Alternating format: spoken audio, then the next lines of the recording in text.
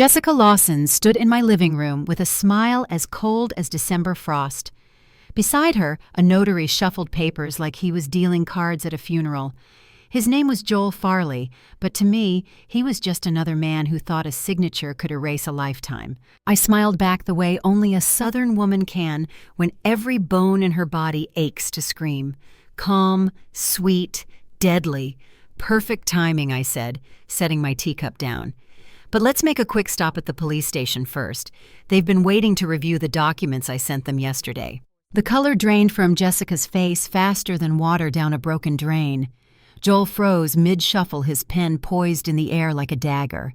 If you're listening right now, you're probably wondering how a 68-year-old grandmother ended up facing off against her brand-new daughter-in-law with nothing but a folder of receipts and the Riverton Sheriff's Department on speed dial. Well, buckle up, because this story begins with the most humiliating 24 hours of my life and ends with the most satisfying. 2 days earlier, I had sat in the very same pew where I once married David's father, watching my only son say I do. The church smelled of lilies and candle wax, the air thick with nostalgia. Jessica looked radiant in her designer gown, her hand resting gently on her stomach.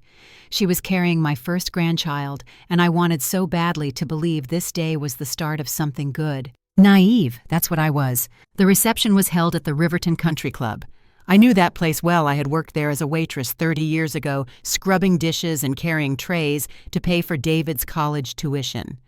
I'd scraped together $15,000 from Social Security checks, clipping coupons, and walking to the grocery store instead of driving to save on gas. Every penny had gone to make that wedding sparkle. Halfway through dinner, Jessica stood and lifted her glass. Her voice dripped with honey, but it was the kind that rots your teeth. Margaret has been such a help, she told her table of friends. She's been living with us for months, helping with the down payment on our house. Such a generous mother-in-law. The women smiled politely, but I saw the quick glances between them. They thought I couldn't manage on my own anymore, that I was dependent. What Jessica didn't say was how I ended up in that spare room. 3 months earlier, she had pressed my hands with mock concern. Your apartment isn't safe, Margaret. What if you fall? What if no one knows for hours? With tears in her eyes, she convinced David to move me in temporarily. Meanwhile, the $15,000 I gave them for the down payment quietly shifted from loan to wedding gift. At first, I told myself I was imagining it, that Jessica was simply nervous about becoming a mother. But then came her speech at the wedding. Some mothers step back when their sons marry, she said, her smile wide enough to blind. But not Margaret. She's shown me that a mother's job is never really done. She's even helping us financially, sacrificing everything for our happiness. The applause was uncertain, scattered, a few claps here and there. Everyone else sat frozen, unsure if they were hearing praise or pity. I knew exactly what it was, a branding. In that moment, Jessica painted me as a burden, a woman who couldn't let go, who still bankrolled her grown son. That night, I went home and lay in the guest bed, my chest heavy. I told myself it was just nerves, just wedding emotions. But deep down, I knew Jessica Lawson had plans, and I was the obstacle. The next morning, the trap was sprung. I walked into the kitchen to find Jessica sitting at the table in silk pajamas, Joel Farley beside her papers neatly stacked. She looked up at me with that same bright smile. Margaret, this is Mr. Farley from Sterling Legal Services. We just need to go over a few things. I poured myself coffee, my hands steady despite the chill running through me. What kind of things? Well, Jessica said sweetly, David and I have been talking. We think it's time to make some changes. You've been so generous with the house down payment, and we want to be sure you're properly cared for as you get older. Joel cleared his throat. Mrs. Collins, your son and daughter-in-law have arranged for you to move into Silver Oaks Assisted Living. Lovely facility. They've already put down a deposit. I nearly choked on my coffee, without asking me. We wanted it to be a surprise, Jessica cooed. David worries so much about you, and honestly, you've seemed forgetful lately. Forgetful. The word hit me like a slap. I was 68, not 98. My mind was sharper than most people half my age. But Jessica had been laying the groundwork for weeks. Comments about misplaced keys, whispers about confusion. A narrative she was stitching behind my back. And what about the house, I asked. My name's on the deed alongside David's. Jessica's smile never wavered. That's part of what we need to discuss.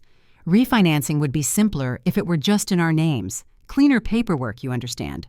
And my $15,000, consider it a wedding gift, she said, tilting her head like I was being unreasonable. After all, you want your son to be happy, don't you? Joel slid the papers toward me. If you'll just sign here, Mrs. Collins, your living arrangements will be fully covered for 1 year. 1 year. They wanted to trade my house, my money, and my independence for 12 months in a facility I hadn't chosen. I set down my mug, the ceramic hitting the table louder than I intended. I'll need time to think. Jessica's eyes hardened, though her smile stayed painted on. Of course, but it would be more convenient if we handled this now. Convenient for who, I asked softly. Joel shifted uncomfortably. Take your time, Mrs. Collins. These are big decisions. As I left the kitchen, one thought rang in my mind. They thought I was cornered. They thought I would fold. But I'd raised David for 42 years. I'd seen every trick, every excuse, every evasion, and I had learned one thing: never underestimate a woman with nothing left to lose. They had brought a notary, but I had already called the police. I didn't sleep much after that meeting with Joel Farley and his stack of papers. I lay awake in the spare bedroom staring at the ceiling fan that clicked like a metronome and thought about how I'd ended up here in the first place. People ask why a woman like me, sharp-minded, independent, and perfectly capable, would let her son and his wife uproot her from her own apartment. Well, let me take you back a few months. I'd been living in a modest 2-bedroom place on Oak Street for nearly 12 years. Nothing fancy. The carpet was worn, the pipes rattled, and the paint peeled in spots, but it was mine. I'd paid that rent on time every month from my pension and Social Security. I cooked my own meals, drove myself to the grocery store, and still joined the ladies at church every Thursday for quilting. One night, though, I tripped on a loose rug in the hallway. I didn't fall, thank the Lord, but I stumbled hard enough to bruise my hip. Jessica was the first person I called, not because I needed her, but because David was out of town for work. She showed up with all the drama of a Broadway actress, clutching my arm, clucking her tongue, saying, "Margaret, this is exactly what we were afraid of." Afraid of what? A bruise. At 68, a bruise is practically a badge of honor. But Jessica spun it into a crisis. Within days, she had David convinced my apartment was a death trap. No elevator, narrow hallways, an unreliable furnace. She painted a picture of me lying helpless on the floor, undiscovered for hours, maybe days. "Mom," David said one evening, his voice tight with worry, "it would mean so much to us if you'd come stay with us for a while, just until we figure out something safer. Now, I want you to understand I love my son. I raised him after his father died, working double shifts, counting pennies, and praying every night he'd grow into a man of honor. So when he looked at me with those tired eyes, pleading for peace of mind, I agreed. Just temporary, I said, until we figure something better." At first, it wasn't bad. Their house in Riverton had a big kitchen, a sunny porch, and a spare room with fresh paint. Jessica insisted on redecorating it for me: lavender curtains, a new quilt framed pictures of David's graduation. It looked sweet on the surface, but I later realized it was more like staging a room for sale. Soon after I moved in, Jessica began suggesting changes. "Mom, don't worry about paying rent anymore," she said with that sugary smile. "But maybe you could help with the house fund. Just a little. It'll make you feel part of things." A little turned into a lot.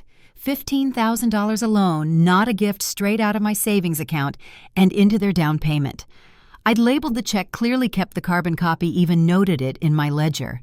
That money represented years of sacrifice: powdered milk instead of fresh generic cereal, instead of brand names, clipping coupons until my fingers cramped. Jessica praised me to everyone we met. "Margaret's been such a blessing," she'd gush. But behind closed doors, I started hearing different tones. "Mom, you seem tired. Maybe you shouldn't drive at night." Or, "Are you sure you remembered your pills this morning?" Small comments, soft as feathers, but each one weighed heavy. The worst part David didn't notice. Or maybe he chose not to. He'd come home late, kiss Jessica, pat my shoulder, and collapse in front of the TV. He thought moving me in solved a problem. He didn't see it created a cage. By the time wedding season rolled around, temporary had quietly turned into indefinite. My lease on the apartment had lapsed. My furniture was sold or stored, and Jessica had started referring to their guest room as Mom's space. She spoke like it was permanent, like I'd signed my life over already. At the wedding reception, when she stood in front of 300 guests and said, "Margaret's been living with us for months, helping financially," I understood the full picture. She hadn't invited me into their home. She had absorbed me into their narrative, the aging mother too fragile to live alone, too dependent to stand on her own 2 feet, and too generous or foolish to stop writing checks. I smiled through the humiliation because that's what Southern women do. But inside, a storm was brewing. Looking back now, I can see the pattern clear as day. First, exaggerate my vulnerability. Second, fold me into their household.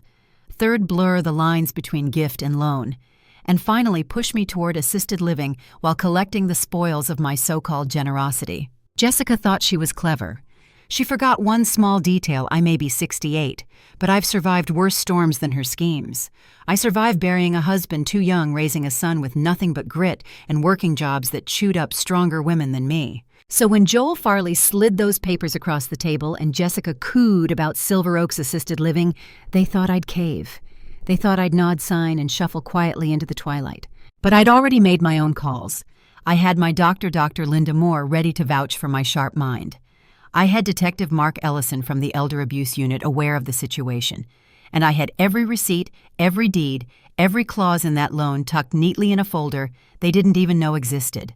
Temporary had become permanent for Jessica's plans, but permanent was about to turn temporary for her illusions. Because if life had taught me anything, it's this: you don't corner a woman who's been underestimated for decades.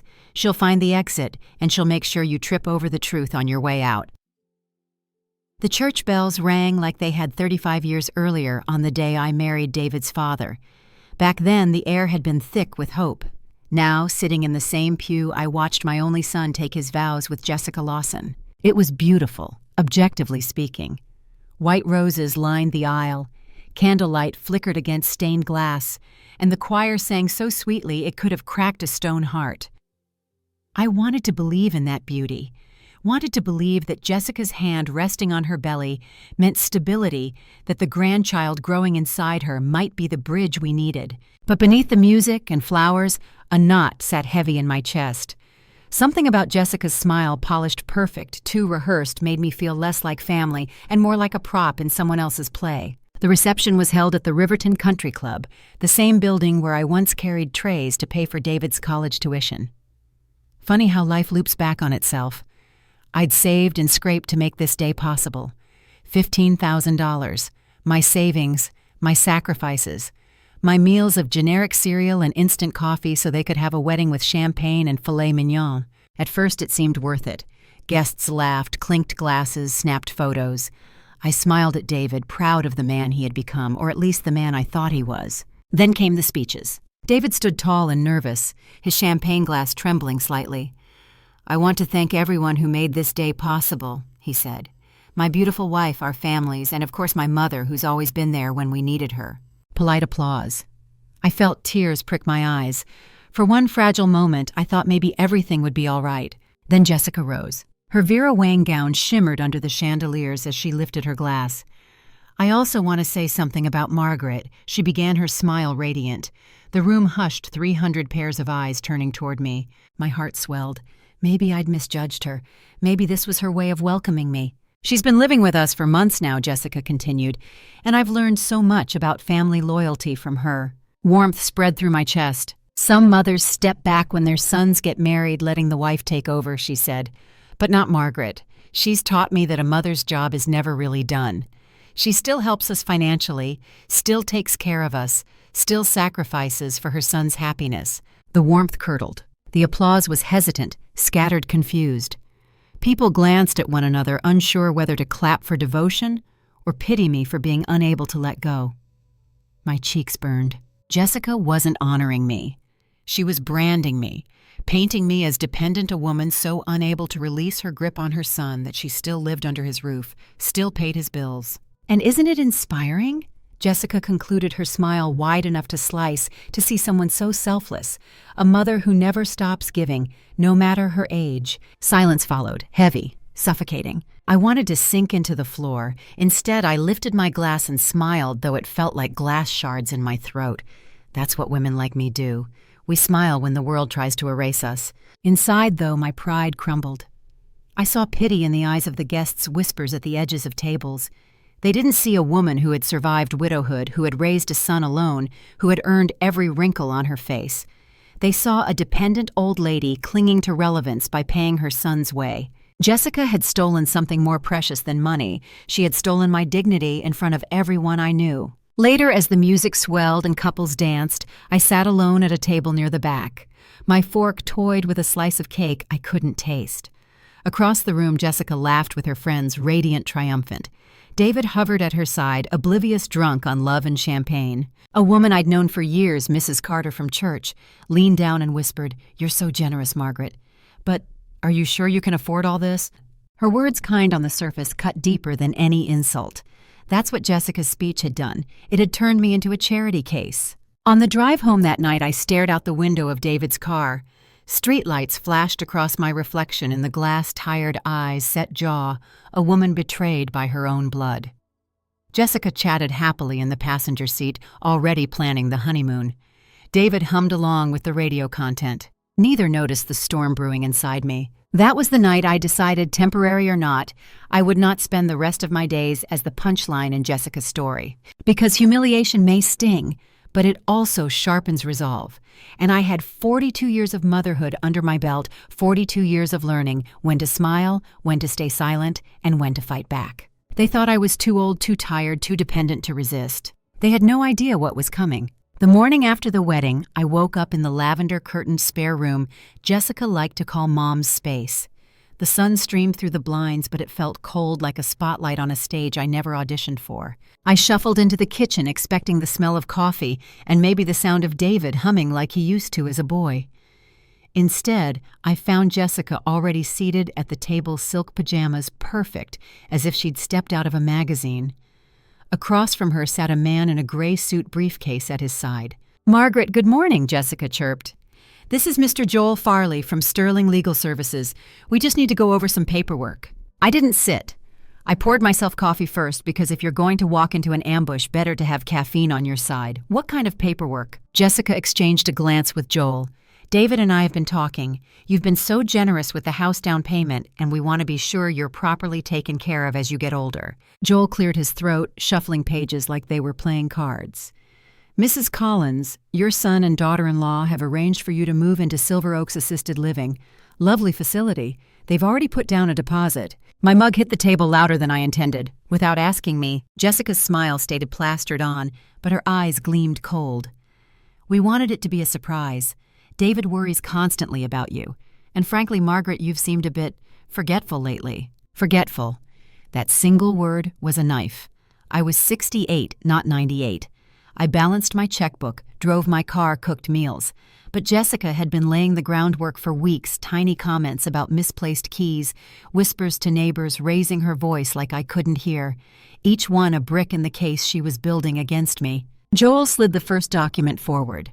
"If you'll just sign here, Mrs. Collins, your assisted living costs will be fully covered for 1 year." "1 year?" I asked. "Yes," Jessica said sweetly. "After that, we'll cross that bridge together. Maybe you'll like it so much you won't want to leave." I took a slow sip of coffee. "And what about the house? My name is on the deed right beside David's." Jessica didn't blink. "That's what we need to update. Refinancing is simpler if it's just in our names. Cleaner paperwork. And the $15,000 I gave for the down payment," she tilted her head, feigning pity. "Consider it a wedding gift. After all, you want your son to be happy, don't you?" For a long moment, this only sound was the hum of the refrigerator. Joel shifted in his seat, uncomfortable. He had no idea he was witnessing daylight robbery disguised as love. "Where's David?" I asked. "Shouldn't he be here for this conversation?" Jessica smoothed her hair. "He's at the gym. Wedding stress wore him out. He asked me to handle the details. Of course, David had always avoided confrontation. At 12, when he broke a neighbor's window, he sent me a letter instead of confessing. At 17, when he crashed the car, his girlfriend called me. Now at 42, he was still sending intermediaries, only this time his wife was the messenger." Joel tapped his pen. "Mrs. Collins, these documents essentially exchange your claim to the property for guaranteed care. It's a fair arrangement." "A fair arrangement," I repeated slowly, "where I give up my home, my money, and my independence. In return for 12 months in a facility I didn't choose." "Silver Oaks is lovely," Jessica insisted. "They have activities, a library, even a garden. People your age thrive there." People my age. As if turning 68 meant I'd lost the right to live my own life. I pushed the papers back across the table. I'll need time to think about this. Jessica's smile cracked just slightly at the edges. Margaret, Mr. Farley has other appointments. It would be more convenient if we handled this now. Convenient for who? I asked quietly. Joel exhaled with relief. Of course, take your time, Mrs. Collins. These are important decisions. They left a few minutes later, Jessica's heels clicking like gunshots across the tile. Alone again, I sat at the kitchen table staring at the stack of documents she'd left behind. I thought about how quickly temporary had become permanent, about how easily David had surrendered the hard conversations to Jessica, about how smoothly she had twisted my love, my help, my savings into evidence of dependency. But Jessica had made one mistake. She assumed a 68-year-old widow would fold under pressure. She thought I'd sign without a fight. What she didn't know was that I'd already called Dr. Linda Moore, my physician, who could confirm my sharpness, and that I had every receipt, every canceled check, every clause of that loan tucked in a fireproof box, and that yesterday, just before the wedding, I'd left Detective Mark Ellison a message outlining my suspicions. Jessica thought she'd checkmated me, but the game was just getting started. The morning after the wedding, I woke in the lavender-curtained spare room Jessica had staged for me. Sunlight streamed in, but it didn't feel warm. It felt like a spotlight, bright and cold, shining on a woman being written out of her own life. I expected coffee and maybe the sound of David humming in the kitchen like he did as a boy. Instead, when I stepped into the kitchen, I found Jessica already seated at the table. Across from her sat a man in a gray suit with a briefcase. Margaret. Good morning, Jessica said, her voice bright as glass. This is Mr. Joel Farley from Sterling Legal Services. We just need to go over some paperwork. I didn't sit right away. I poured myself a cup of coffee, steadying my hand. What kind of paperwork? Jessica glanced at Joel, who began shuffling pages like a dealer at a poker table.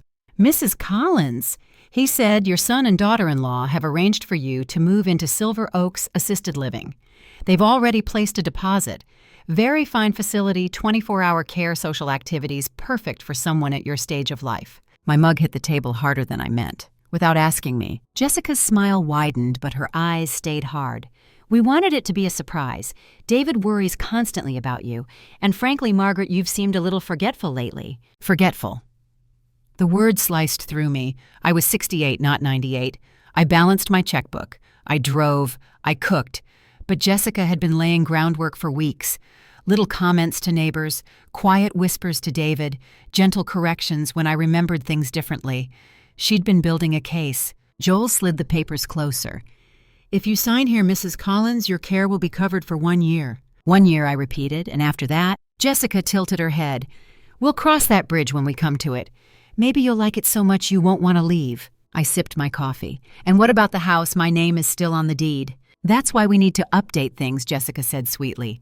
It'll be simpler if it's just in our names. Cleaner paperwork. As for the $15,000 you gave, consider it a wedding gift. After all, you want your son happy, don't you? The refrigerator hummed. Joel shifted uncomfortably. He probably thought he was witnessing kindness. In truth, it was daylight robbery. Where's David? I asked. At the gym, Jessica answered smoothly. Financial details stress him. He asked me to handle it. Of course he had. At 12, when he broke a neighbor's window, he wrote me a letter instead of confessing.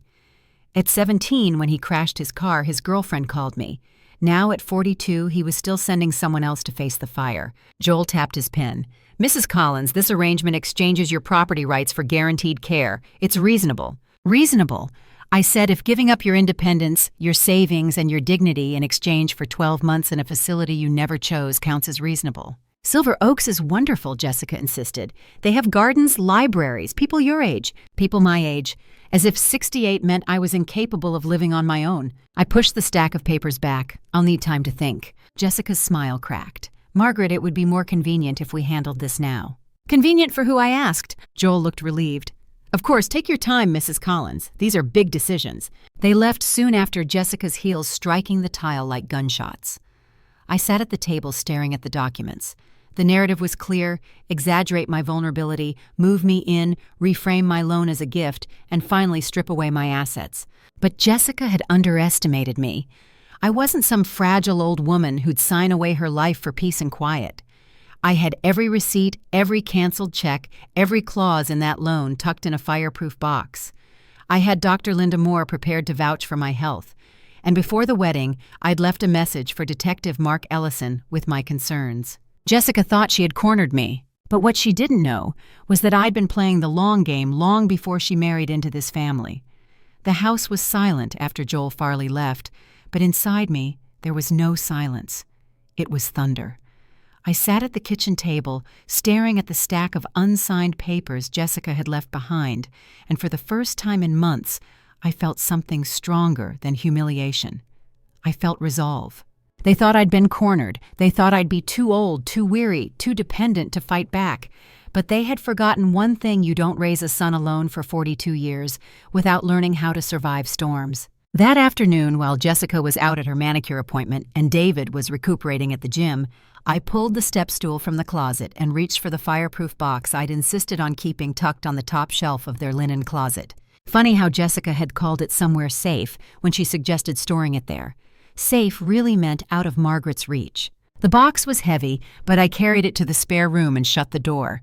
My hands shook a little as I turned the key, but not from weakness, from adrenaline. Inside were the documents I'd trusted more than people. The original deed showing both David's and my names. The canceled check, $15,000, clearly marked down payment loan. My ledger entries, neat columns of numbers I'd balanced every month. And finally, the power of attorney papers David had begged me to sign 6 months earlier. Jessica thought those papers gave her the power to lock me away. What she didn't know was that I'd had my attorney add a clause the POA was conditional on 2 independent physicians declaring me incompetent. As long as my mind stayed sharp, and it did, the POA was nothing more than a piece of paper with no teeth. Still, paper alone doesn't win battles. People do. I picked up the phone and dialed Dr. Linda Moore, my physician for 12 years. "Margaret," she said, cheerful as always. "You sound energized." "I need a favor," I told her. "I want a full competency evaluation, in writing." There was a pause. "Has someone suggested you're unfit to manage your affairs?" Suggested. I laughed, but it was bitter. "They've practically tried to bury me alive in Silver Oaks." Dr. Moore's voice hardened. "Come in tomorrow. I'll run the tests. We'll get everything documented." Next, I dialed a number I'd written on a slip of paper months earlier when the first red flags started. "Detective Mark Ellison, Elder Abuse Unit." He answered in a gravelly tone. "Ellison. This is Margaret Collins. We spoke briefly back in April about financial exploitation." "Yes, ma'am. You still having trouble?" "More than trouble. They brought a notary into my kitchen this morning, tried to get me to sign away my rights. I didn't, but I believe they'll try again." Ellison was quiet for a beat. "Do you have documentation?" "I have everything. The deed, the loan paperwork, even emails." "That's good. Keep it safe. Don't sign anything. I'll open a file. If they pressure you again, call me immediately." I thanked him, then sat with the receiver in my lap, breathing deep. For the first time since Jessica moved me into this house, I didn't feel trapped. I felt like I had allies. That night, I cooked blueberry pancakes. It sounds silly, but I needed the ritual. I needed to remind myself of who I was, not just some aging woman Jessica could rewrite as helpless, but a mother who had raised her boy with grit and sacrifice. The smell filled the house, and for a moment I imagined little David at the table again, legs swinging, syrup on his chin. Jessica floated in flawless, even in pajamas. "These smell amazing," she said. "What's the occasion?" "No occasion," I replied evenly, "just wanted to cook." She sat fork poised. "I hope you've had time to think about our conversation yesterday. Joel can come back tomorrow if you're ready." I smiled, sliding a plate toward her. "I've been thinking a lot." And I had about every manipulation, every whispered suggestion that I was losing my mind. About how humiliation at that reception had lit a fire in me. About how she thought I was powerless. I wasn't ready to tip my hand, not yet, but inside I was already stacking the cards I'd play. Later, alone in my room, I organized the documents into neat folders, labeling each deed loan POA medical. I tucked them back into the box, then slid a second set of photocopies into an envelope addressed to Detective Ellison. Insurance. Before bed, I wrote a note in my journal. "They want me to forget who I am, but I remember everything. Tomorrow begins the fight." They believed the game was theirs, but as I turned out the light, I knew the truth. The game had just changed players. The next morning, the house smelled of fresh coffee and lemon polish. Jessica had been up early, dressed not in silk pajamas, but in a tailored blouse and slacks. She looked like a woman ready to close a deal. "Margaret," she said brightly as I walked into the kitchen, "we need to finalize things today. Joel can come back at 2. If you'll just sign, we can move forward smoothly." Her tone was sweet, but beneath it was steel. She wasn't asking, she was telling. I pulled out a chair and sat slowly, my movements deliberate. "Jessica," I said, "before I make any decision, I need to understand something. Why exactly do you believe I need assisted living?" She blinked, surprised. "We've been over this, your safety, your memory lapses, the usual concerns." I folded my hands on the table. "So no actual incident, no fall, no medical report, just your concerns." Her smile faltered for a fraction of a second before snapping back into place. "Margaret, it's not about one event. It's about the overall picture. We're being proactive." "Proactive," I repeated softly. Interesting word. I reached into the drawer beside me and pulled out a small notebook, one I'd been keeping for months. Jessica's eyes flickered to it with the slightest hint of unease. "March 15th, I read aloud. You told David I left the stove on after breakfast, except I hadn't used the stove. I made toast." Jessica's face froze. "March 22nd. You claimed I forgot our dinner plans, except you'd canceled them yourself that morning." I turned another page. April 3rd. You said I was confused in a conversation when I simply asked you to speak louder. Jessica crossed her arms. "You're twisting things." "No," I said calmly. "I'm documenting things. There's a difference." Her mask slipped then, just a little. Her lips thinned. Her eyes hardened. "You can't live in denial forever. You're nearly 70. It's time to accept your limitations." "My limitations," I repeated. "Like contributing to the down payment, like co-signing the deed, like cooking meals in this very kitchen." "Funny, those didn't seem like limitations to you when they benefited you." Jessica's voice sharpened. "You can't keep holding money over our heads. That down payment was a gift." I stood then, moving to the cabinet where I'd hidden my fireproof box. I set a folder on the table and spread the documents like cards. Loan agreement, deed with both our names, canceled check, all signed and dated. Does that look like a gift to you? For the first time, Jessica's composure cracked. Her eyes darted to the papers, then back to me. David said whatever you told him to say." I cut in my voice low but firm. "He's been avoiding the truth his whole life. But paper doesn't lie, and I've kept every piece." Jessica slammed her hands on the table. "Why are you making this so hard? We're trying to protect you." "Protect me?" I leaned forward. "Or protect your mortgage payments, your shopping sprees, your Tuscany vacation. Tell me, Jessica, which part of this is about love and which part is about greed?" Her cheeks flushed red. "You selfish, bitter woman. You're destroying David's happiness. He's torn between us, and you're making him choose." I met her gaze without blinking. "No, you are making him choose, by trying to erase me from my own home, from my own life." The silence that followed was thick, broken only by the hum of the refrigerator. Then she played her card. "If you don't sign today," she hissed, "we'll pursue guardianship. David will file in court, and when they see your so-called memory issues, when they hear about the pills in your purse, you won't have a choice." The blood in my veins turned cold. "What pills?" Jessica smiled, slow and cruel. "The Xanax, the ones I found last week, not prescribed to you. What will the court say about that?" I exhaled slowly. "Those were Sarah Martinez's. I picked them up as a favor before she moved to Phoenix. You know that." "Can you prove it?" Jessica asked, tilting her head. "Because Sarah's gone, and all I have is evidence that you're an addict hiding medication. Combine that with your confusion, your paranoia. Well, a judge might think Silver Oaks is exactly where you belong." She leaned back, satisfied, certain she'd won. "But here's the thing about dealing with someone like me, I don't bluff." I slid another paper across the table. Dr. Linda Moore's letterhead gleamed at the top. Jessica's eyes narrowed as she read no evidence of cognitive impairment. Patient is fully competent to manage her own affairs. Her face drained of color when, "Yesterday," I said, "while you thought I was napping, I was with my doctor, and if you try to use those pills against me, I'll be more than happy to show the court the full story, including the part where you snooped through my purse." Jessica's mouth opened, then closed. For once, she had no words. I gathered the papers back into my folder, my hands steady. "You wanted a fight, Jessica. Well, you've got one, but you should know I don't lose easily." She stood abruptly, chair-scraping against tile, and stormed out of the kitchen. I sat alone, staring at the door she'd slammed behind her. My heart was pounding, but I felt something I hadn't in months: power. For the first time since Jessica walked into my life, I wasn't the one on the defensive. The battle lines were drawn, and this time I was ready. I woke the next morning to the sound of silence. Jessica hadn't come down for coffee. David hadn't even come home the night before. For the first time, the house felt like it wasn't mine at all. It was a stage where I'd been forced into the role of dependent mother. But I was done with that script. By 8 o'clock, I was sitting across from a leasing agent in a small apartment complex near Maple Park. A cozy one-bedroom with sunlit windows, cheerful neighbors, and a monthly rent I could afford on my pension. The agent smiled as I signed the paperwork. "Most of our residents are active seniors," she said.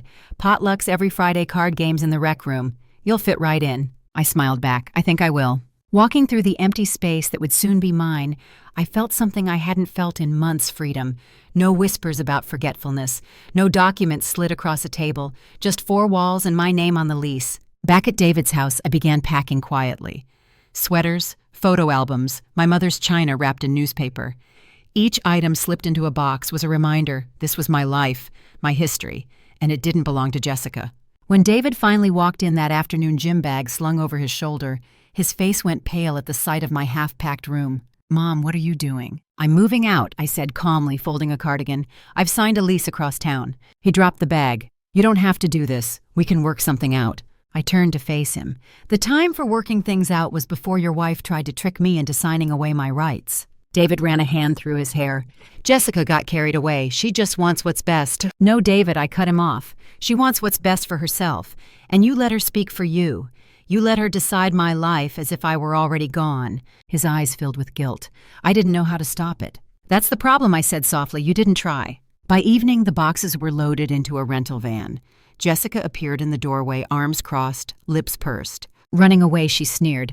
Moving forward, I corrected. "There's a difference." She smirked. "You'll regret this. Out there on your own, no one to help you." I met her gaze steadily. "I'd rather struggle alone than live under a roof where kindness is a currency you demand in exchange for my dignity." Her smirk faltered just slightly.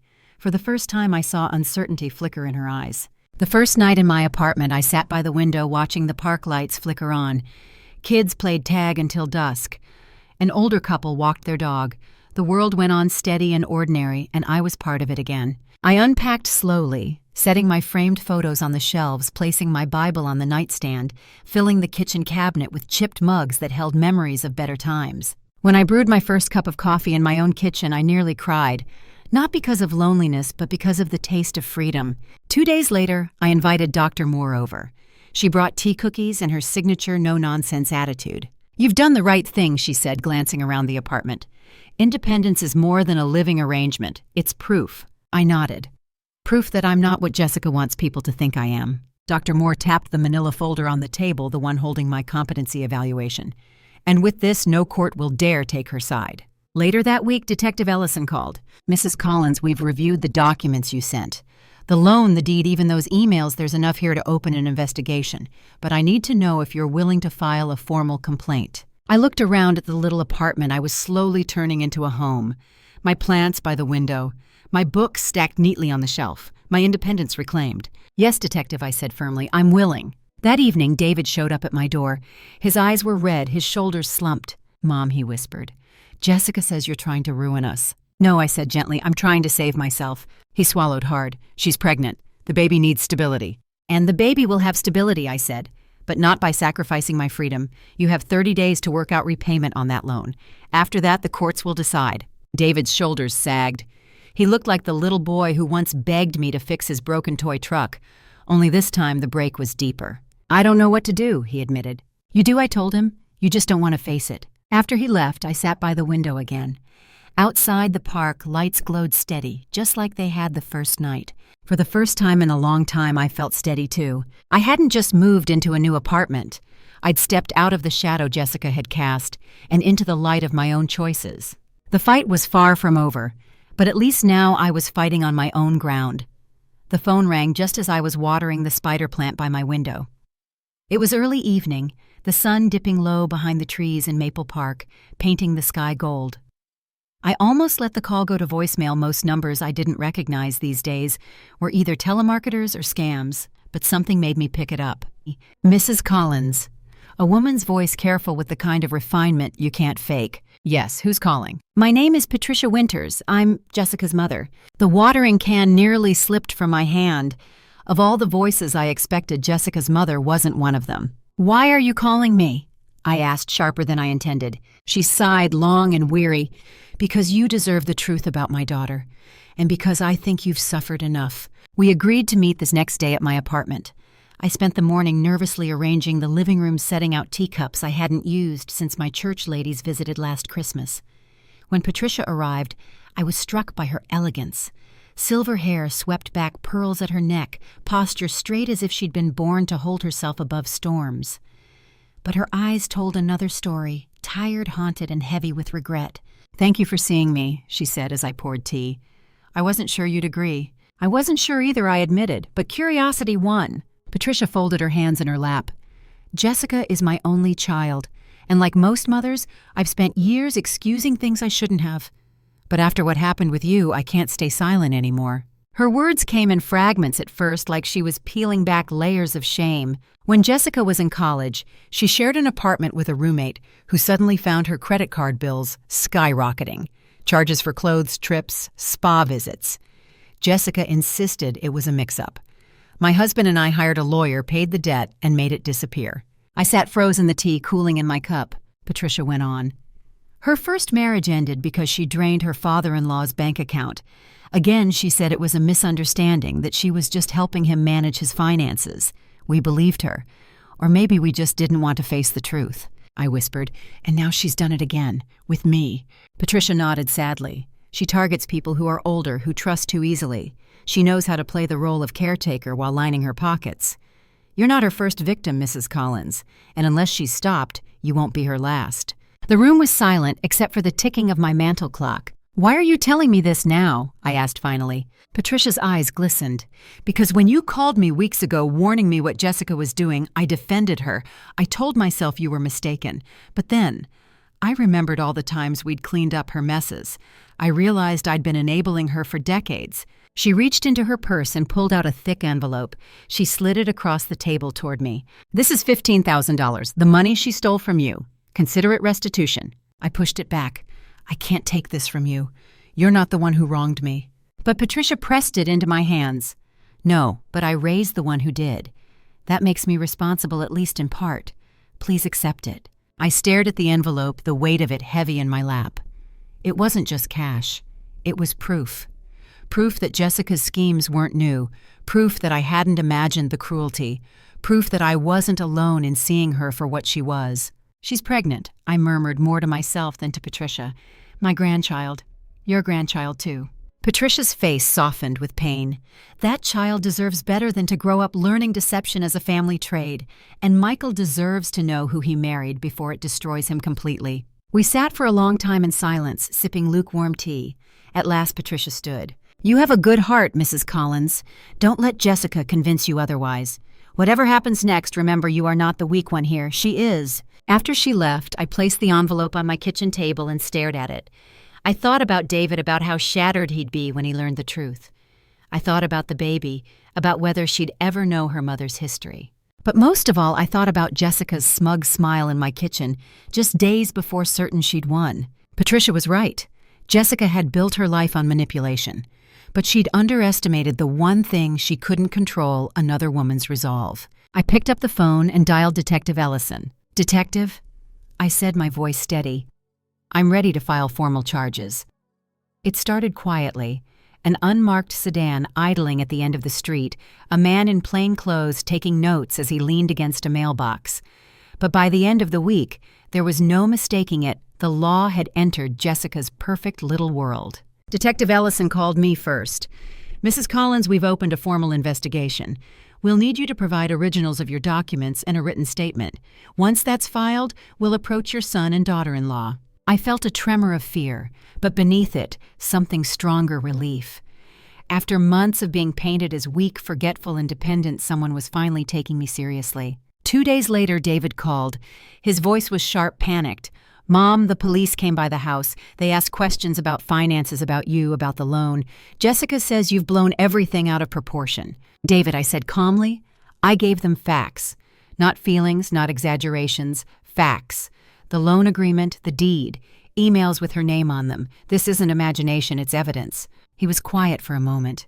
"Jessica says it's all a misunderstanding, that you're bitter because you don't want her in the family." I closed my eyes. My son was clinging to the only narrative that let him avoid the truth. "Sweetheart, this isn't about whether I like her.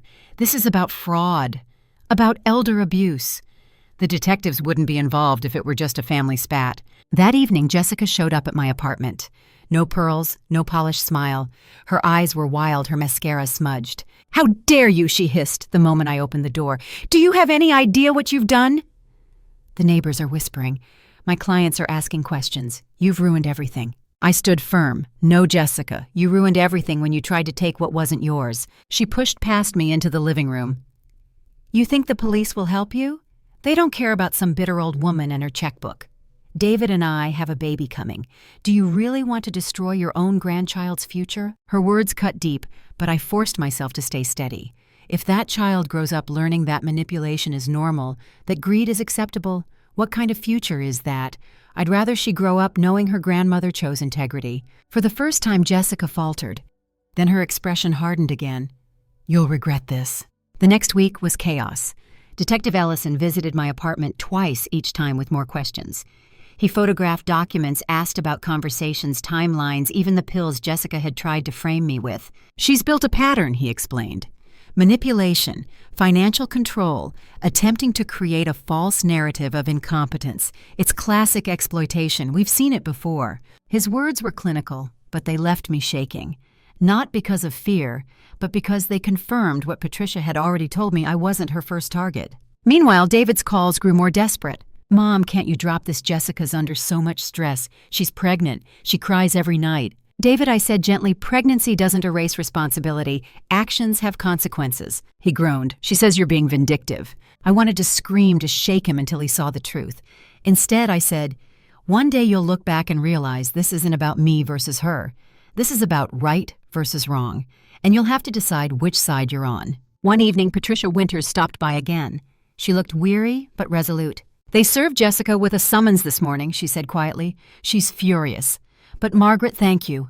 Thank you for doing what I should have done years ago." I poured her tea, though neither of us touched it. She hates me for it.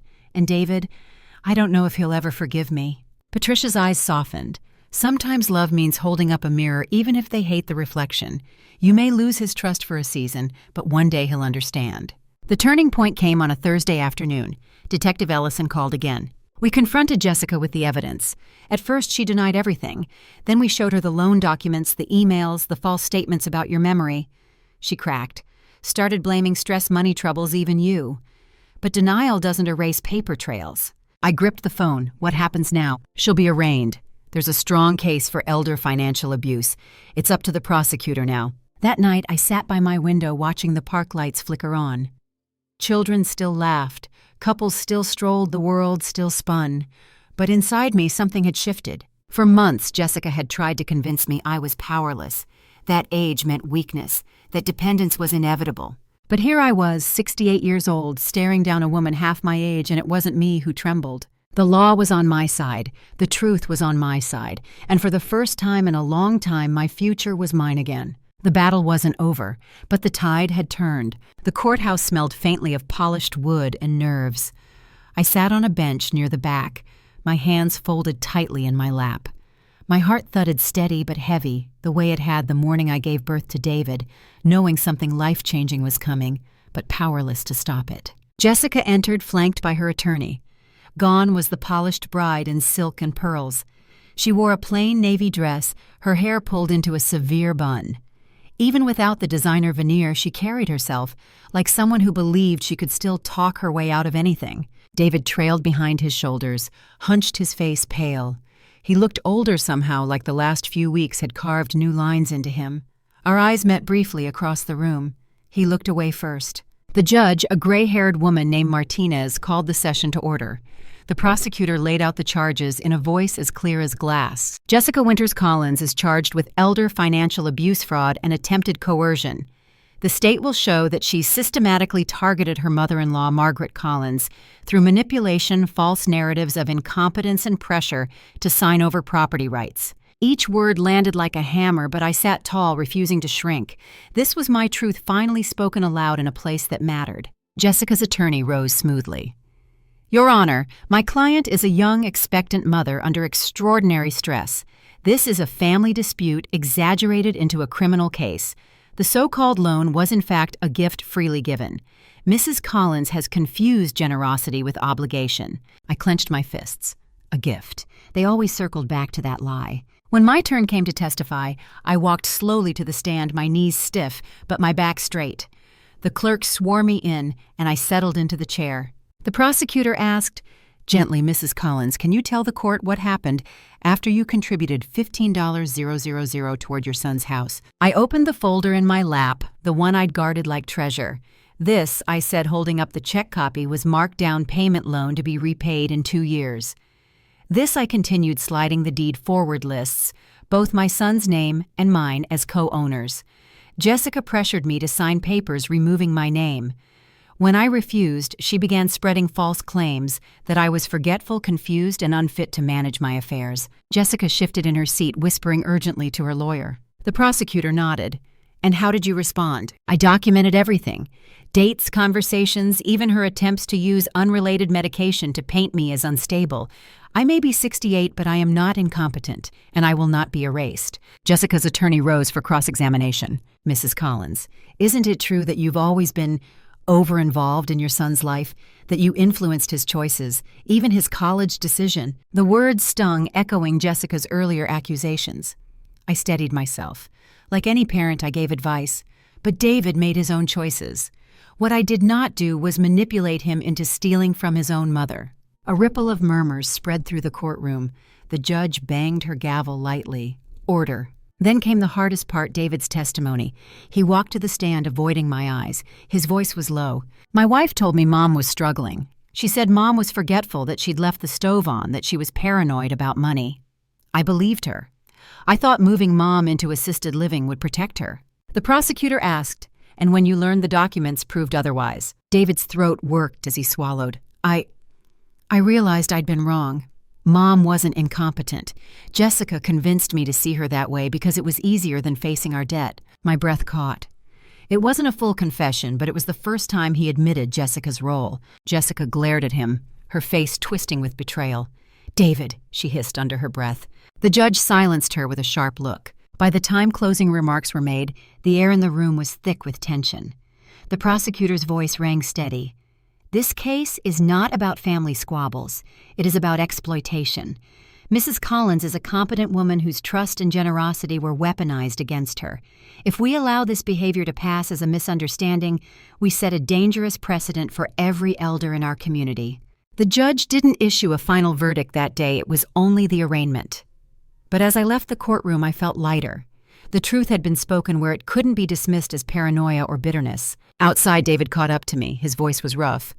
"Mom, I'm sorry for everything." Tears burned my eyes, but I kept them steady. "It's not over yet, David, but admitting the truth, that's the first step." Behind us, Jessica emerged, her face pale with fury. For once, she didn't speak.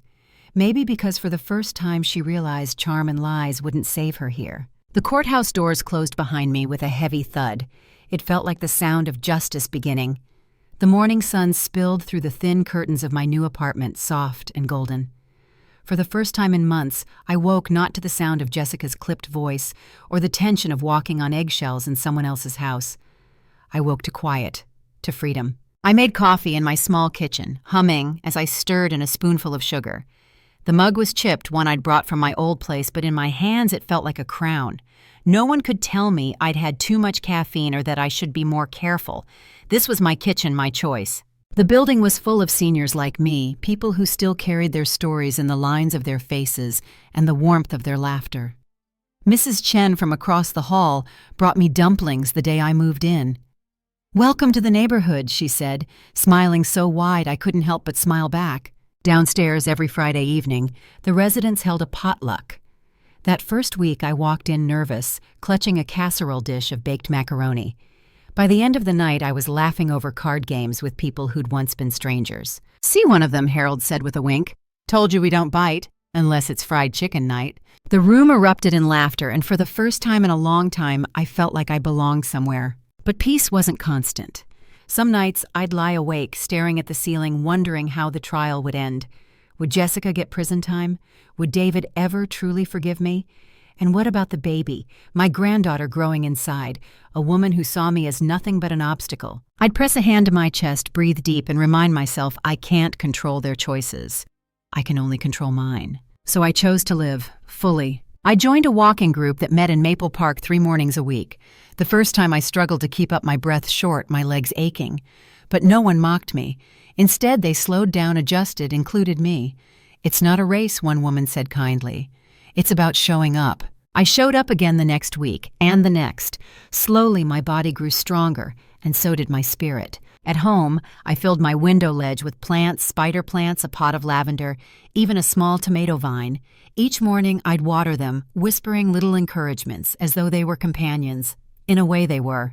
Watching them grow reminded me that I, too, was still growing. David visited once. He looked tired, thinner. "Mom," he said softly, standing awkwardly in my living room, "the place looks nice." "Thank you," I replied, handing him a cup of tea. He glanced around at the books on my shelf, the knitting basket by the couch, the photographs of him as a boy.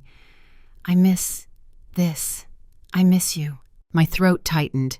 "You don't have to miss me. I'm right here." "But I won't come back to that house, David, not as long as Jessica is in it." He nodded, shame flickering across his face. "I know. I just don't know how to fix it." "You don't have to fix everything at once," I told him gently. "You just have to choose truth over lies. The rest will follow." He left not long after, but as I closed the door, I felt a flicker of hope. He wasn't lost to me. Not yet. On Sundays, I started attending a small church down the street. The hymns weren't as polished as the big church where David had married Jessica, but the voices carried a sincerity that brought tears to my eyes. One Sunday, the pastor spoke about forgiveness. Not the easy kind that ignores the wound, but the kind that acknowledges the pain and still chooses peace. I sat with those words, turning them over in my heart. Forgiveness didn't mean forgetting Jessica's schemes. It meant refusing to let her poison dictate the rest of my life. The weeks passed, and slowly my apartment became a home. Friends came for tea, the walls echoed with laughter, my plants thrived in the window, and within me something fragile but strong began to bloom joy. The trial still loomed, yes. Jessica's shadow lingered. But for the first time, her shadow wasn't the only thing in the room. There was light, too, my light reclaimed piece by piece. One evening, as I watered the lavender, I caught my reflection in the window. The woman staring back wasn't a victim. She was a survivor, a mother, a grandmother. A woman who had chosen dignity over silence, freedom over fear. And she was just getting started. The courthouse steps felt heavier the second time. I climbed them slowly, my hand trailing along the cool stone railing, my heart pounding in a rhythm that matched my every step. This was it, the day the judge would decide Jessica's fate. Inside the courtroom was quieter than before. Fewer reporters, fewer onlookers. Just family attorneys and the truth. Jessica sat at the defense table, her hands folded neatly, her belly showing the clear swell of pregnancy. She looked smaller without her armor of designer clothes, but her eyes still burned with defiance. David sat behind her, pale, wringing his hands. Patricia Winters, Jessica's mother, sat beside me, her face drawn with sorrow. The prosecutor rose first. His voice was firm but measured. "Your Honor, the evidence is overwhelming. Mrs. Collins was not a forgetful old woman incapable of managing her affairs. She was a target chosen because of her age, her love for her son, and her generosity. Jessica Winters Collins exploited that trust, attempted to coerce Mrs. Collins into signing away her rights, and even fabricated false claims about her health and stability. This was not an accident. It was a pattern." He laid down the loan documents, the emails, and the physician's statement like a row of daggers. Then Jessica's attorney rose. He painted her as a desperate young wife overwhelmed by debt, driven to mistakes out of fear rather than malice. She is remorseful. She is about to become a mother. Mercy would not erase her wrongdoing, but would allow her child to have the stability of her care. Patricia shifted beside me, whispering stability from Jessica. I kept my eyes forward, my face unreadable. Judge Martinez adjusted her glasses. "Miss Lawson Collins, you have pleaded guilty to elder financial abuse fraud and attempted coercion. The evidence shows..." "Mrs. Collins," the judge began, "you have pleaded guilty to elder financial abuse fraud and attempted coercion. The evidence shows a calculated pattern of manipulation. You attempted to take advantage of someone who should have been able to rely on your respect and care. Instead, you sought control of her assets by undermining her independence." Jessica's chin trembled. For the first time, I saw fear slip through her mask. "Because you have pleaded guilty," Judge Martinez continued, "and because you are a first-time offender expecting a child, the court has weighed leniency against accountability. Justice must be served not only for the victim, but also for society. The gavel came down like thunder. I hereby sentence you to 18 months in state prison, followed by 3 years of supervised probation with full restitution to Margaret Collins in the amount of $15,000. The room exhaled all at once. Patricia's hand flew to her mouth. David covered his face with both hands. Jessica sobbed, her shoulders shaking. And me, I just sat still, the words echoing through me. 18 months, 3 years probation. It felt both too short and yet monumental. Afterward, as people filed out, David approached me. His eyes were red, his voice hoarse. "Mom, I don't know how to process this. She's carrying my child." I reached for his hand. "I know, sweetheart. None of this is easy. But Emma." I paused, using the name he'd whispered to me weeks earlier. "Emma deserves a future built on truth, not lies. And so do you." He shook his head. "I can't believe the woman I loved did this." "You wanted to believe in her goodness," I said gently. "That doesn't make you weak. It makes you human. But now you know better. And knowing better means you can do better for yourself and for your daughter." Patricia joined us, her face weary but resolute. "David, I'll help with the baby however I can. Jessica, she made her choices, but Emma is innocent." For the first time, David didn't pull away. He nodded. I watched them together, my son and the mother of the woman who had tried to destroy me. Life is never simple, I thought. Sometimes justice and family collide in ways that leave no one unscathed. That evening, back in my apartment, I sat by the window with a cup of tea. The park lights flickered on children's laughter fading as night settled in. Was I satisfied? Part of me was. Jessica had faced consequences, something she'd escaped before. But another part of me ached for David, for the child who would be born with her mother behind bars, for the years lost to manipulation and mistrust. Justice isn't clean, it leaves scars. But as I sipped my tea, I realized something else I had survived. I had protected myself. I had refused to be erased. And that perhaps was victory enough. 6 months slipped by like pages turning in a book you can't put down. Winter gave way to spring, and with it came a tiny miracle Emma. The first time I held her, the hospital room seemed to vanish. The machines, the hushed footsteps in the hallway, even David's tired face all faded. What remained was the weight of a child in my arms, warm and impossibly small. She opened her eyes dark as midnight, and for a moment I swore she was looking straight through me as if to say, "I know you. You're mine too." "Mom," David whispered, his voice cracking, "meet your granddaughter." Tears blurred my vision. I traced Emma's cheek with a trembling finger. "Hello, little one. I've been waiting for you." Those first weeks were hard on David. He juggled sleepless nights, bottles, diapers, and the crushing reality of being a single father. Jessica was behind bars, and though he visited her once, he came back more broken than before. She asked about Emma, he told me one night, dropping heavily into a chair in my apartment. But it was all about her, how hard prison is, how unfair the judge was. Not once did she ask how Emma was really doing. I poured him coffee and pushed the mug toward him. "Some people can't see beyond themselves, David, but you can. And Emma will grow because of it." He rubbed his eyes. "I don't know if I'm enough." "You are," I said firmly, "and you're not alone." I babysat whenever I could. Sometimes Emma stayed overnight, bundled in a bassinet by my bed.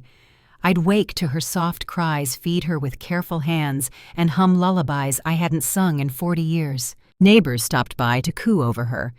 Mrs. Chen brought knitted booties. Harold brought stuffed animals. Emma became a shared joy, a reminder that even after storms, life renews itself. One evening, as I rocked her in my arms, I whispered, "You are proof, little one, that love outlasts betrayal, that from brokenness something pure can still grow." David began to heal, too. He still carried guilt sometimes. I'd catch him staring at Emma with tears in his eyes, but slowly he learned to forgive himself. One Sunday, he came to church with me. During the hymn, I heard his voice crack as he sang beside me, Emma cradled against his chest. Afterward, he turned to me and said quietly, "I get it now, Mom. Everything you tried to teach me about truth, about respect. I just wish I'd listened sooner." I squeezed his hand. "The important thing is you're listening now, and Emma will grow up knowing her father stood for what's right." Patricia Winters visited often, too. At first, I wasn't sure how I felt about that. The mother of the woman who tried to destroy me sitting at my kitchen table. But Patricia adored Emma, and she worked hard to mend bridges. One afternoon, as Emma gurgled on a blanket between us, Patricia sighed. I never imagined our families would be bound together this way, but maybe Emma is our second chance. I studied her face. She carried her own burden, the guilt of watching her daughter repeat mistakes. But in her eyes, I saw sincerity. Maybe she is, I agreed softly. Life settled into a rhythm. Morning walks in the park with Emma's stroller, afternoons spent reading aloud to her from well-worn children's books. Evenings with David at my table, the three of us sharing meals that felt more like family than anything had in years. Sometimes the shadow of Jessica crept in, the thought of her return, the worry of what she might do when she got out. But each time I reminded myself I can't control her choices. I can only choose to love this child, to guide my son, to protect what's good. And for the first time in a long time, that felt like enough. One night as Emma slept in her crib by my bed, I wrote her a letter. My dearest Emma, I began one day you'll hear stories about your mother and me. They won't be easy to hear, but I want you to know this: you were born into love, not lies. You were the reason your father found courage and the reason I found hope again. Never let anyone convince you that age means weakness or that love means surrender. We are proof that strength can live in quiet places and that family can begin again. I sealed the letter and tucked it into a box with her name on it, a gift for the future. As spring warmed into summer, Emma took her first laugh in my arms, a bubbling, joyful sound that filled the apartment and spilled out into the hallway. Neighbors poked their heads in, grinning. David caught it on video, his laughter mingling with hers. And in that moment, I realized something profound. Jessica had taken much, yes, but she had not won. Because here in my arms was proof that love survives, that life rebuilds, that even at 68, a woman can start over, not just for herself, but for the generations that follow. Emma's laughter was the sound of victory. The seasons rolled forward again, carrying me into a new chapter of life I hadn't expected to see. My apartment, once a place of quiet recovery, now echoed with laughter toys scattered across the rug and the smell of cookies baking in the oven. Emma had learned to crawl, and with every wobbly attempt forward, I felt myself moving ahead too. On warm afternoons, David would wheel her stroller down to the park, and we'd sit together under the shade of the old oak trees.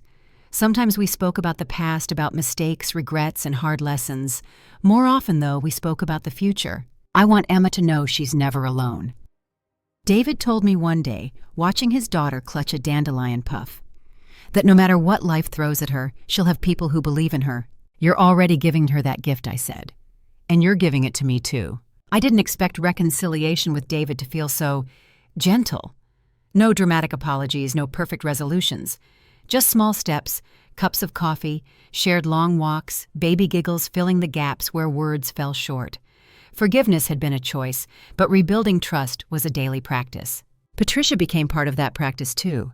At first, I bristled at her presence, the reminder of Jessica's betrayal. But over time, I saw her devotion to Emma, the way she took responsibility without excuse. One afternoon, she handed me a folded slip of paper. "What's this?" I asked. "Emma's college fund," she said simply. "We start now so she grows up with more than enough." I blinked back tears. "Patricia, you don't have to do this." "Yes, I do," she replied firmly, "because our children failed each other, but our granddaughter deserves better." The shadow of Jessica lingered, of course. I'd hear updates through Patricia letters from prison appeals for sympathy, but they no longer consumed me. Jessica was part of the story, yes, but not the ending. The ending was happening here in the quiet moments of a life rebuilt. One evening, after Emma had fallen asleep in her crib at my place, David and I sat on the balcony. The city lights twinkled like scattered stars. He turned to me suddenly. "Mom, do you ever regret pressing charges?" I thought about it carefully. No, because protecting yourself isn't betrayal, it's survival. And I needed to show you and Emma that dignity isn't negotiable, even when it's hard, even when it costs. He nodded slowly. "I get that now, and I'm proud of you." The words landed deep, healing something inside me I hadn't realized was still raw. As months passed, Grandma's place became Emma's second home. She'd toddle toward my door, squealing with joy, her tiny hands outstretched. The neighbors doted on her, slipping her cookies at potlucks, cheering when she took her first steps in the community room. And me, I found myself no longer living in survival mode, but in joy. I tended my little garden on the windowsill. I joined a book club. I even started volunteering at the community center, mentoring other seniors who felt cornered by family pressures. "Your story saved me," one woman told me after a meeting. I thought I had no choice but to give up my home. But you showed me there are always choices." Her words humbled me. Maybe, just maybe, my storm had become someone else's lantern. On Emma's first birthday, we gathered in the park, balloons tied to picnic tables, cupcakes with pink frosting, neighbors and friends singing off-key, but with full hearts. David held Emma as she smashed her tiny fist into the cake, laughter bubbling out of her like sunshine. I looked around at the faces, the community that had embraced me, the son who had found his way back, the granddaughter who symbolized everything new and hopeful. For the first time in years, I felt not only at peace but at home. As the sun dipped low, David handed Emma to me. She curled against my shoulder, her breath warm and steady. I pressed my cheek to her hair and whispered, "One day, little one, you'll face your own storms. And when you do remember this, strength isn't about never falling. It's about rising every single time, and it's never too late to rise." I glanced at David, who smiled softly, understanding. The past hadn't disappeared, but it no longer defined us. What defined us now was choice, love, renewal. Later that night, as I wrote in my journal, I ended with a line I hoped Emma would one day read. "It is never too late to be what you might have been." George Eliot. For me, at 68, those words had become truth. I was not just a survivor. I was a grandmother, a guide, a woman reborn. And my story, though scarred, was far from over. I used to think betrayal would define me forever, that being pushed out of my own home, treated like a burden, and nearly tricked into losing everything would leave nothing but bitterness behind. But standing here now with Emma's tiny hand curled around my finger and David sitting across the table with a look of quiet peace, I know that betrayal is not the end of the story. It is only a chapter. What matters is how you turn the page. 6 months after the storm, my life feels different in ways I never could have imagined. My days are filled with simple things, Emma's laughter echoing through my apartment, David showing up with groceries and a smile, Patricia dropping by with stories about her garden. These are not grand gestures, but they are steady ones. And I've learned that healing rarely arrives in dramatic bursts. It comes in steady drops, filling the cracks until wholeness returns. Forgiveness has been the hardest part, and yet the most necessary. When Jessica was sentenced, many people asked me if I felt satisfied, if justice was enough. The truth is, justice is important. It gave me back my dignity. It told the world that elders deserve protection. But justice alone cannot heal a heart. Forgiveness had to follow, not for Jessica's sake, but for mine and for David's. Without it, I would remain chained to anger. Forgiveness doesn't mean forgetting. I will never erase what happened, nor pretend Jessica's actions didn't wound us all. Forgiveness means I refuse to let her choices poison the years I have left. It means I choose peace over resentment, love over bitterness. And it means that Emma will grow up seeing strength not just in fighting back, but in moving forward without hatred. One evening, not long ago, David and I sat outside with Emma asleep in her stroller. The air was cool, scented with honeysuckle from a neighbor's yard. David spoke softly, almost as if confessing to himself. "Mom, I can't believe how blind I was. I let her convince me you were losing your mind. I let her frame you as the problem when all along she was using me." I reached for his hand. "We both made mistakes, David. I held on too tightly after your father died. I leaned on you when I should have stood on my own. That doesn't excuse what she did, but it does explain how we ended up here." He shook his head, tears in his eyes. "And yet you still forgave me. How?" I smiled. "Because love isn't about keeping score. It's about holding on to hope that people can change. And I see the change in you. That's enough." The more I've reflected, the more I realize how many of us live through family betrayal stories in one form or another. It might not be about money or property. Sometimes it's words said in anger. Sometimes it's neglect. Sometimes it's silence where love should be. What matters is how we respond. Some choose bitterness, some choose withdrawal. But I believe the bravest thing we can do is choose forgiveness, not to let others off the hook, but to free ourselves. My faith has carried me through. I remember the verse from Ephesians, "Honor your father and mother, that it may go well with you, and that you may live long in the land." Betrayal violates that command, but forgiveness honors it. And as George Eliot wrote, "It is never too late to be what you might have been." At 68, I've become something I never expected, not just a survivor, but a guide, a living reminder that dignity does not fade with age. Emma will one day learn the whole story. I've already written her letters tucked away in a box for when she's old enough to understand. They tell her about her mother's mistakes, but more importantly, they tell her about resilience, about truth, about the courage to forgive without surrendering self-respect. She will know that her grandmother fought for her future by protecting her own rights. And she will know that even in betrayal, love can be reborn. As for me, I wake up each morning with gratitude. The air feels lighter, the colors sharper, the world kinder than it once did. Not because life is perfect, but because I no longer measure it by what was taken from me. I measure it by what remains, by family restored by laughter, shared by hope rekindled.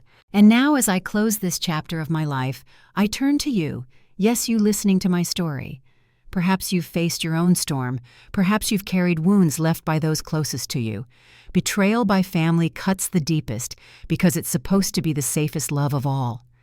But hear me when I say this, betrayal does not get the final word. You do. Choose to protect yourself, choose to seek justice, and when the time is right, choose forgiveness not for them, but for your own peace. Because freedom comes not just from standing tall, but from letting go. If this story has touched you, share it. If you've lived through your own family betrayal stories, tell us in the comments. You never know who might find healing in your words. And if you believe in the power of justice, resilience, and forgiveness, subscribe and stay with us. Together we can turn even the darkest betrayals into lights that guide others home. Because in the end, the greatest revenge isn't bitterness. It's living well, loving deeply, and proving day by day that it is never too late to be what you might have been.